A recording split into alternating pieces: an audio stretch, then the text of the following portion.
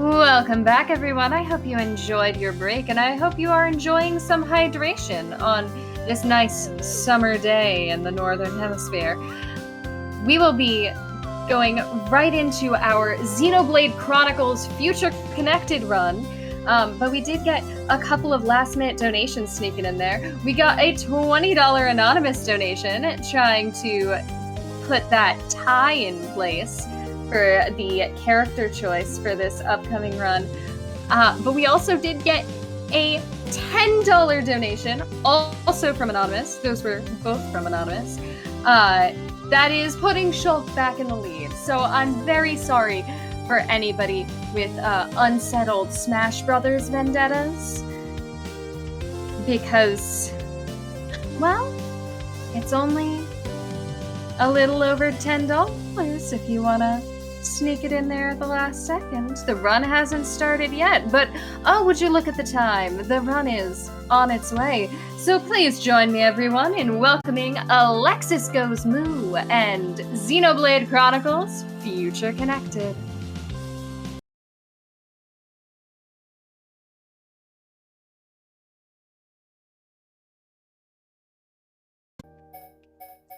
Alright, so welcome to Future Connected. It's gonna be a sequel, sort of, to Xenoblade 1, and we'll have lots of time to go and explain as we walk at the start, so gonna start in 3, 2, 1, go.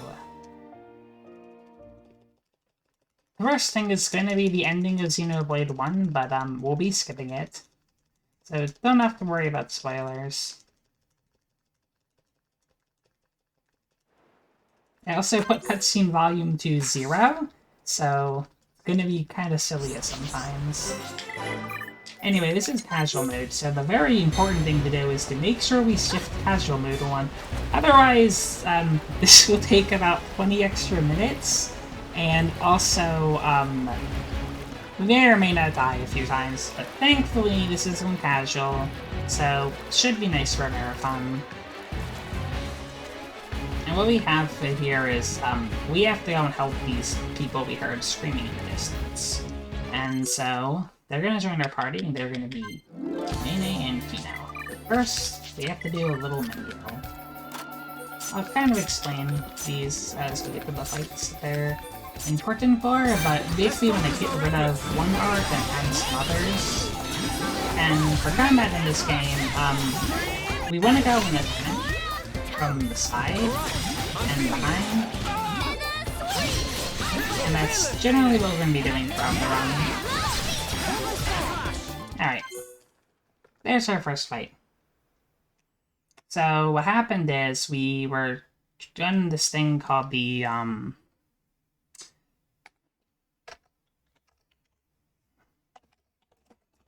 junks, and we crashed. And now we're on the Bionis shoulder.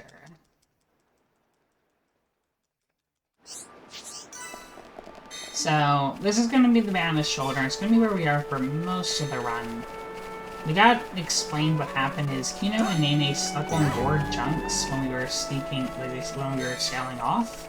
And so now they're kind of with us, so we're going to just go and have them in the party to help us fight. And then we saw some fire, and we're gonna go over to see what kind of town it is over there.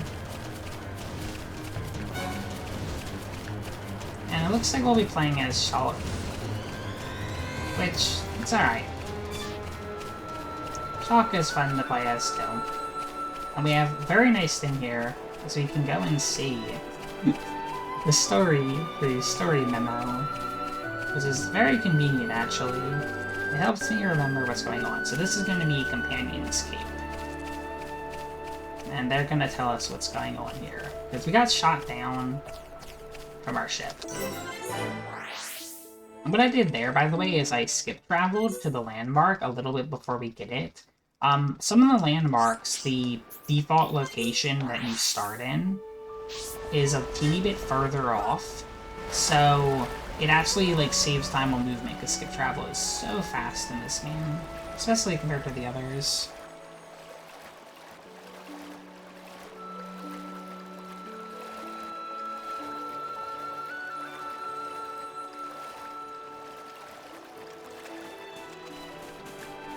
next we're gonna have our only cutscene of the game. This is gonna be a little silly. I decided to turn off the cutscene volume.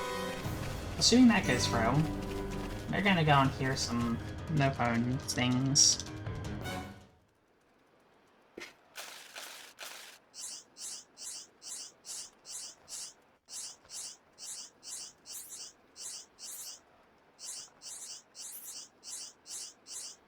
It turns off the background music, which makes this just mashing sounds, and it's very silly. They're going to be the Pun Spectre, so we're sort of party members that we can't play as, and we'll be needing to get 3 of them throughout the run. So this is going to be our first one, Pen 2, and he is required because he is blocking our way to the path.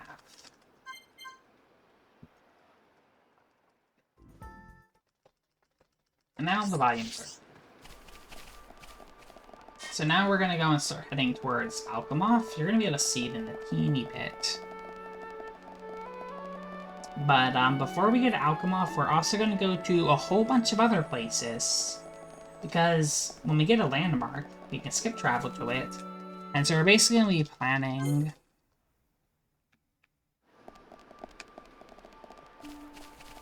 on going to the mall real quick.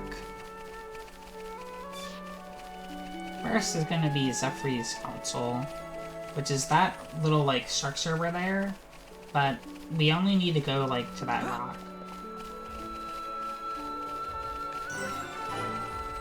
So then we're going to head on to our next one.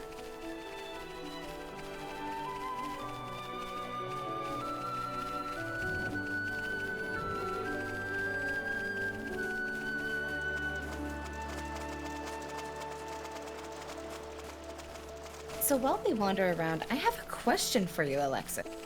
Yes, hello? Yep. Yes, hi, BigScared here. I am not a Xenoblade Enjoyer TM yet, and I'm hoping you can convince me to become one by the end of this run. I see that you're walking through a bunch of different waypoints and collecting things. What exactly are you looking for? And how many do we need? We're looking for some landmarks, because we can work there later, and as you can see, there's a lot of walking, so if I didn't get them, we would have to walk again. And that would be not ideal. Speaking of one, we're gonna get one right here with a bush. And now I'm gonna be super duper cautious, because I'm gonna be doing a skip. I basically need to go and jump off a cliff and not take too much damage before doing so. It'll make sense when we get there. See the shadow? Gonna go down here, and we should be good. Alright. If they see me, they can use art, and that's like one of the moves in the game, and it does something called bind. And that means you can't move forward, which is not very good for a speedrun. But it also means the enemies would have hit me, and then I'd be too low in health to take fall damage. But thankfully that didn't happen. So now we can just keep on going towards our next objective, which is going to be a quarry. You see this is a pretty high level enemy, a level 70 enemy, and all the enemies here are super dangerous because this is a pretty high level area in the game that they don't expect you to go to this early. But there's a lot of super useful stuff here.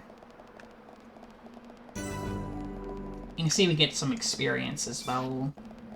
We don't terribly care about levels in this category, because casual mode in Xenoblade 1 actually isn't really much an easy mode, but it gets rid of the agility penalties, as well as doubles damage and stuff, but agility penalties are super duper important.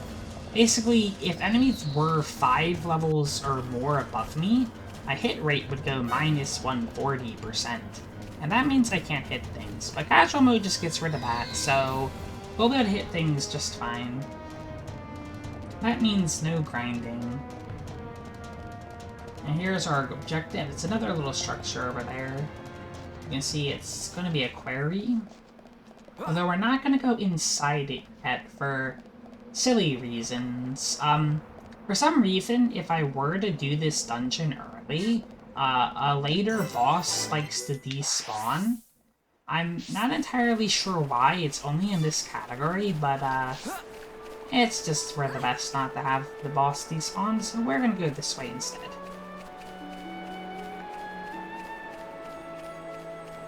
There's Alchemoth. It's the very big building over there. And unfortunately it's floating, so we aren't just gonna be able to walk to it. Instead, we will have to, take a little teleporter. There's also going to be a scary spider right on screen about there. Took a little bit to load in. Thankfully, we won't have to go and deal with them. We will have to fight one of those in the run, though.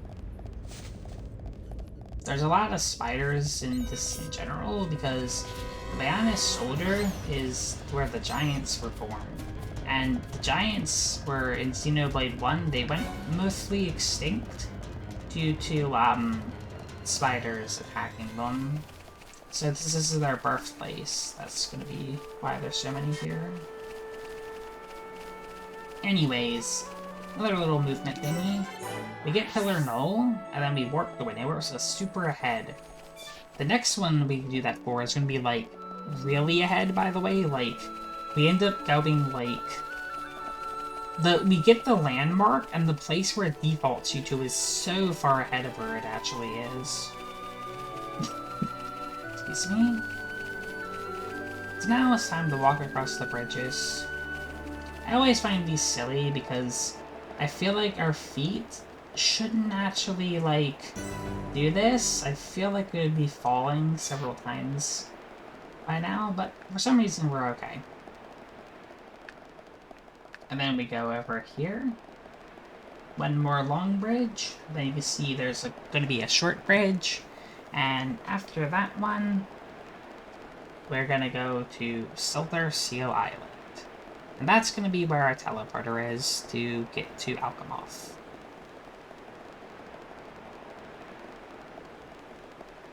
I have a theory why the bridge does not let you fall through it. Would you like to hear? Yep. It's because you have the power of God and anime on your side. That sounds about right. That's why we can walk across the gaps. So silly. I love those bridges. But now we're gonna get bridges that don't have gaps, because these are future bridges, and future bridges aren't made of wood, I think.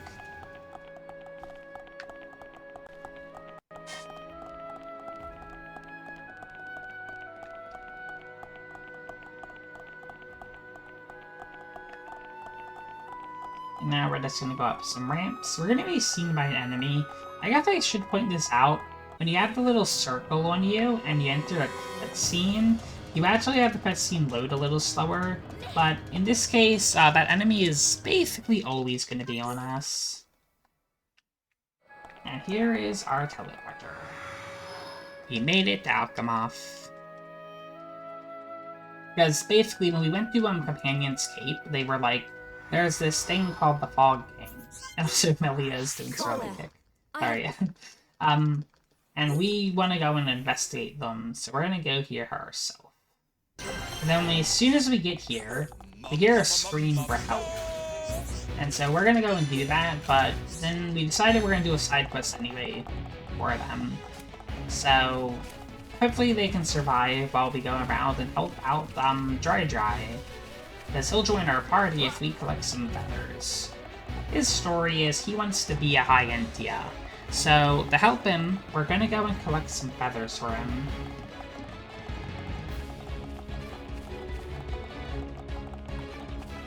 And thankfully, there's no enemies, because there are enemies later in this area, but they aren't here during the story section. So it makes it rather easy to do these collectibles, because if you're in combat, you cannot pick up a collectible.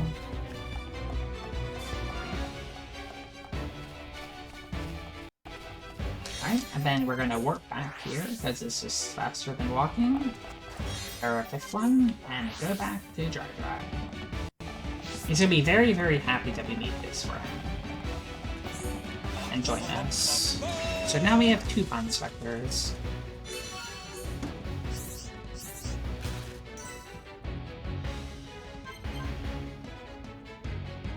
And time for our first boss. It's gonna be a Snowball Platypus. It's basically a bird that got corrupted by the Fog King. You can see the big rift over there. It's the big red one.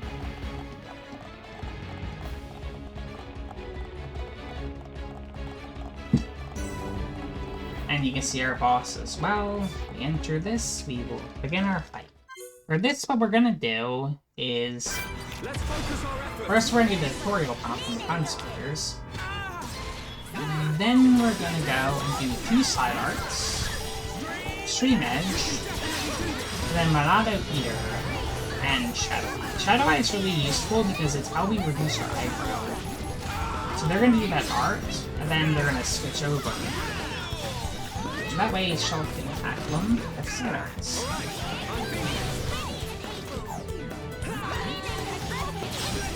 And then we're gonna put our physical defense down. We had 3 tries, but unfortunately we did not get it either of them. 4th try? Good job. Alright, we resisted 4 tries. That's impressive.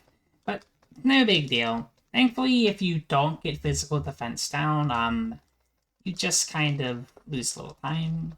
But it's not like a danger thing. It lowers it by 40%, so all of our attacks will be a decent amount more.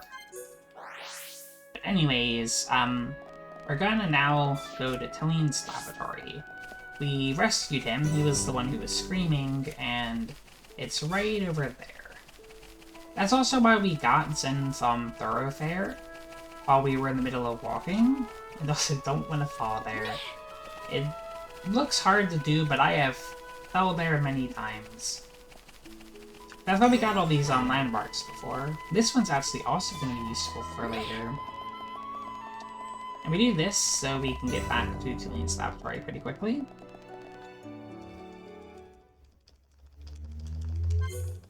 And then there onwards, we're going to be heading to Grandel, because basically there's someone in Grandel who's trying to figure out how to fight the Fog King. Because after we beat the Snow Cows in the cutscene, we tried to fight the Fog King, because they actually did show up, and we couldn't hit them. That's why they're the Fog King, because they're made of fog, and nothing can attack them.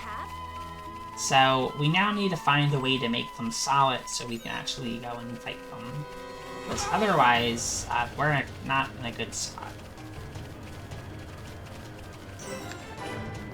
So Grandel, you can see a little of it, but it's blocked by some trees. Once we get past the trees, it's the town where that really, really high up tower is.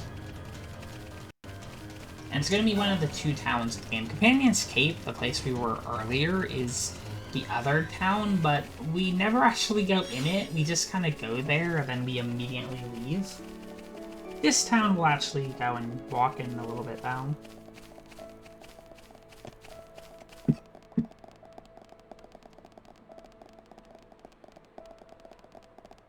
Alright, and here's the ramparts. They're gonna let us in. And now to go to Grandel. It's gonna be a second walking section of the run, as the story is not too many cutscenes, and the only fights we're gonna be doing in this run are gonna be ones required for the story.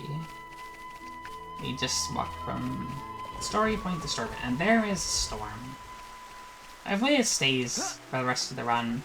I always think it looks cool when you fight the final boss during a thunderstorm. While we enjoy the calming sounds of the walking in the rain, do you have a moment for a quick update? Yes, it's alright. Yeah, time. Just a reminder for everyone watching at home that Lady Arcader's Super Showcase is, in fact, raising money for CARE, and all donations are going 100% to CARE, and we appreciate them all greatly. CARE is a leading humanitarian organization fighting global poverty. They have more than 7 decades of experience delivering emergency aid during times of crisis, working in over 110 countries, and have emergency responses that focus on the needs of the most vulnerable populations, particularly girls and women, like many a lady arcader. So, exclamation point donate if you would like to join us in helping a wonderful cause. And also a reminder that we're still raising money for that DDR Mario Mix Super Hard Difficulty Showcase, which is currently at $135 out of $500. But if we can meet that, we will also handily surpass our goal of making more than $2,500 over the course of our showcase, which we're currently at, according to the tracker, 93% of, which is less than $200 away. So close. I know, right? I can taste it. If y'all want to support a wonderful cause, exclamation point donate. Hit it a couple times. It's great. Alright, yep. Make sure to donate. And we're almost done walking. Basically, we're doing Tutu's quest. This is gonna be our final Pun Spectre. His problem is he lost his mirror, and he can't look at himself, so he won't go back to the group, because he needs to stare at the water so he can see his reflection. But if we get his mirror back, he'll be able to do us a favor again. So he'll join us. And also, we already got his quest item before we even got the quest. It's kind of nice you can do that in this game, instead of having to talk to him and then warp back. And now it's going to explain what a Union Strike is. Basically, the meter in the top left screen, you'll see it when we get into a fight soon. When that's full, I can do something called a Union Strike that does super damage. And for the remainder of the run, that's going to be how we go and fight all the bosses. But first, we have to do the one last menu. Gonna equip that weapon we got for Nene, and upgrade some arts.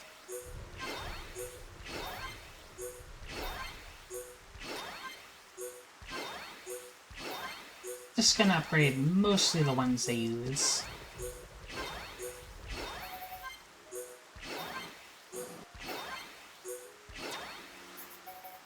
It's also gonna make sense soon why I removed Earth from Melia.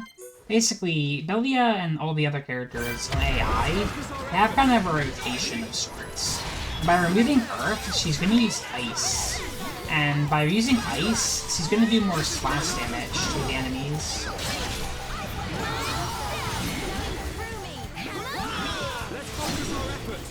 Alright. Unfortunately, you can see Shulk is a little sad. That means that he got his affinity lowered, which is going to lower his accuracy, but it went well.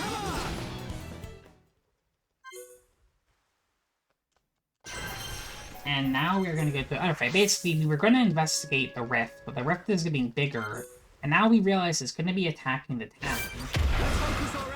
These armies are usually peaceful, but, they're currently, you can see the little, like, black dots around them. They're infected by the Fog King. The other little thing I do during combat, I'm limiting for most fights, is I switch around who the party is targeting, so they don't kind of attack, who's gonna die anyway. We're gonna be doing that here as well. We're gonna immediately tell the party to help, fight the Vendorados. This is Galgar. He's gonna be a boss. He's mostly in cutscenes, but he's been following us the whole time.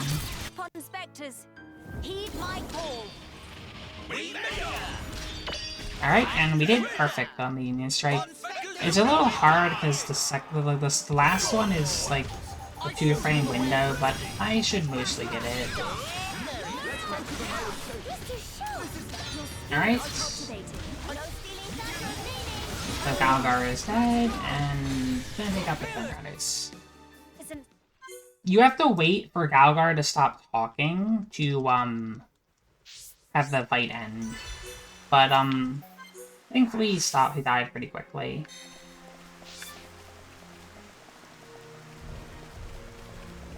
Alright, and now we're gonna go back to our original goal.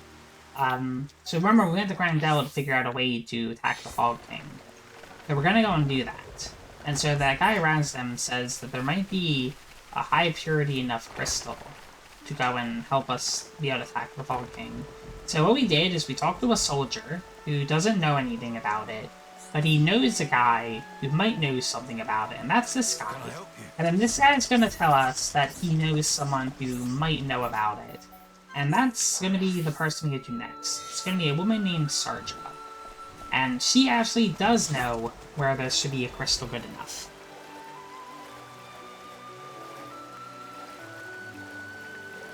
And it's also nice we got that landmark air rock, so we can warp here pretty quickly. And once we talk to Sarja, she's going to tell us to go to Razdam again to report. But we don't need to do that, because once we talk to her, it's going to spawn the item we need. And it's actually going to be in the quarry that we got really early in the run. And Sarja was cooperative. Sometimes talking to her can be difficult, depending on how much she likes to move around. And now we're going to go and do the quarry. So what we're going to do here is we can't pick up the item if we're in combat. And there's a whole lot of enemies. So what we're going to do is get a landmark, and then we're going to die right after we get it. That's why I landed near that egg, so I would take the fall damage and keep it. And then we're going to hope the enemies attack us. They can be uncooperative sometimes. We got one. And that guy is always cooperative. Now we're going to see what happens here. Alright, they have failed to kill me, but they got it eventually. And we got Marga's Weeping, so it's going to spawn us right here. We're behind that enemy, and our quest item is right here. So that's our crystal. But when we get back, we're not going to be able to fight the Fog King right away. Because what's happening is all the towns are going to be attacked by a bunch of fog beasts right now. So the rift is getting bigger, and there's more fog beasts. First, gonna be the Mammoth. This one is kind of harsh. We need to topple it, so you're gonna go and see above their health bar. We want to go and make it. So we didn't get it the first time. And we will try again. Alright. Got it the second time. Now I'm going to use Cyclone. That's going to topple them. And that's going to prevent them from using a certain move. It's called Sumo Stomp. Basically, Sumo Stomp would topple my party, and it'll topple all of us. And if we're all toppled, we can't fight. And we might also die, so it's kind of nice to come in.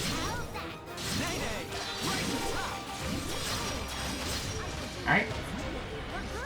And they have a second art they can use. They're going to use it later in the fight. This one is going to be called Weakening Owl.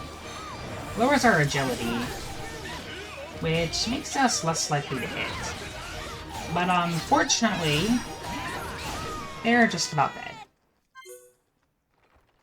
And then our second boss, they also are attacking Companion's Cape, is going to be the Anthill King. And this fight's going to be a little unique for this run. So, we're going to go and use Union Strike right at the start.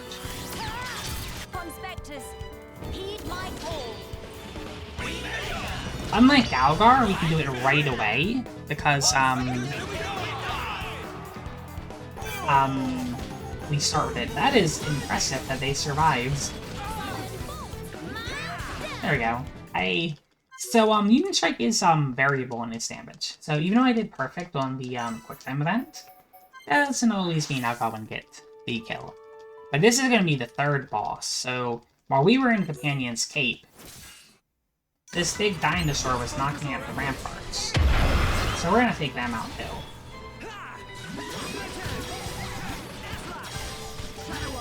So we're gonna go and hit them.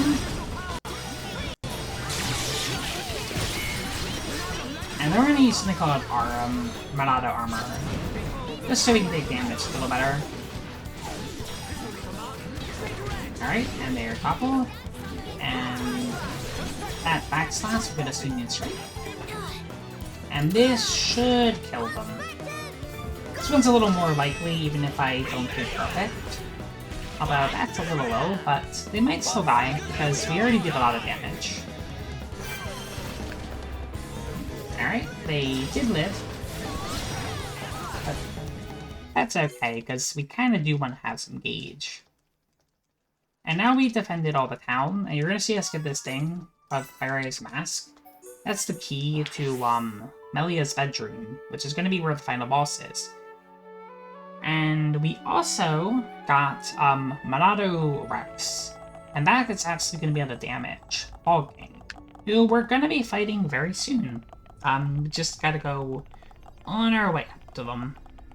Going to be a little bit of a walk, but they are the final boss. We are actually almost to the end of the run. I'm going to be doing a little different of a strat than what we would do in a regular run, in that I'm going to see this flying thing. Alexis. I'm going to fight them just to get some party gauge, because the final boss can be a little scary, and by going in with party gauge, it will be a tad bit safer. While we're prepping for the final boss, do you mind if I sneak in a quick donation? Yep. That's good. I got $5 here for you from Casual Slam Jam, the casualist of Slam Jams, who says, I forgot that this is a charity event and not solely happening just to entertain me. Here's $5 for care. Keep lady arcading, you lady arcaders. P.S. This looks like exactly the kind of game sweet baby Pakal would love, and I have no idea why she hates it. Weird. Alright, and we got full gauge, so now we're just gonna walk on to the final boss. It's random when this is gonna de-aggro, so we're usually around now. Alright, they have stayed. It's not a big deal because we actually get more gauge the more we have aggro. We are gonna start losing it when we get to the out of the fight, but thankfully it's such a little amount that we're losing that we should be able to get it back and do the first Union Strike very soon. Alright, and time for Fog King.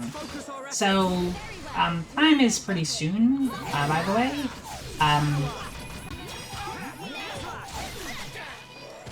Just after this fellow dies. But this is their first HP bar. And for this, what I'm gonna do is I'm gonna do Union Strike. And I'm gonna stop now, as I don't want to do too much damage. Because we're gonna be using Union Strike in the second fight as well. And I'd like to start with a lot of gauge. So if I kill the boss too quickly, I can't get gauge.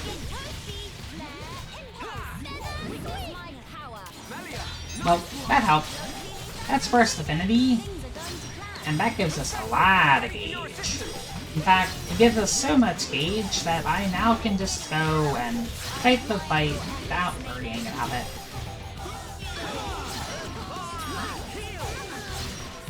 So since I have full gauge now, we're just gonna lose aggro, and these hearts should be enough to win. Fog King is very confused when he wants to attack. He switched targets a million times. He can be silly. Alright, so this is gonna be the final fight. And the reason we want to do kind of a slow burst fight is because that gives us Union Strike right at the start. And you can see those knights that they summon. They go and do summon knights at the very start. They're very scary. And so, by doing Union Strike right away, there are no knights, because it will take them out. And then no knights makes this pretty easy. We also already have some good gauge. This fight will take 2 Union Strikes, unlike the last one.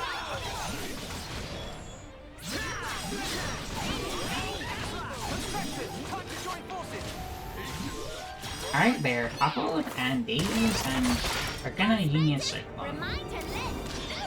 They should be able to survive this one, at least. The second one, however, should not kill, but very close. And now I'm gonna try to go and pick them. Unfortunately, Stalk is kind of stuck right now. That can happen sometimes in this fight. Alright, and time is right now. Congratulations. GG's. Or meh? Also, since I have the cutscene volume muted, this is just going to be a muted final cutscene. So what yes, an interesting treat. Normally the characters would be talking, but I just thought it'd be funny to just have muted cutscenes. There is nothing wrong with the audio on anyone's end.